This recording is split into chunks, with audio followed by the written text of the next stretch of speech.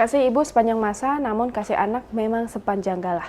Dihidupi dan dibesarkan dengan penuh kasih sayang, seorang anak malah tega menghabisi nyawa ibu kandungnya hanya gara-gara terlambat menyajikan makanan. Durhaka melebihi rata-rata, seorang anak nekat melakukan tindak pembunuhan terhadap ibu kandungnya sendiri.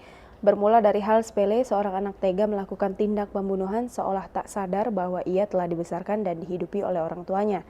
Anak durhaka ini malah memangkas kehidupan orang tuanya sendiri. Melansir informasi dari Gulf News pada Senin 1 September 2020, insiden tak lazim ini terjadi di distrik Samastipur sekitar 90 km dari sebelah timur Patna.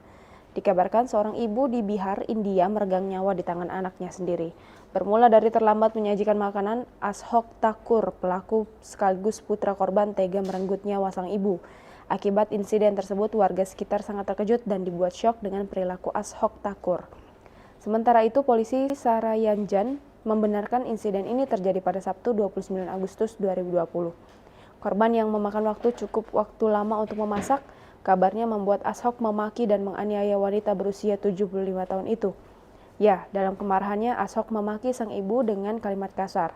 Meskipun demikian, ibu yang tak disebutkan identitasnya itu mencoba meredam kemarahan dan menenangkan sang anak. Namun sayang, hal itu justru membuat pelaku semakin muntap dan tak sabar. Sempat dilarikan ke rumah sakit, namun sayang ibu malang itu harus kehilangan nyawanya. Atas insiden tersebut, Ashok diamankan oleh pihak kepolisian setelah dilaporkan oleh adiknya. Berdasarkan informasi yang diberikan adik Ashok, ia juga sempat menjadi korban kemarahan kakaknya saat hendak menyelamatkan sang ibu. Ashok disebutkan bersikap sangat keras hingga melakukan penyerangan saat sang adik berusaha menyelamatkan ibunya.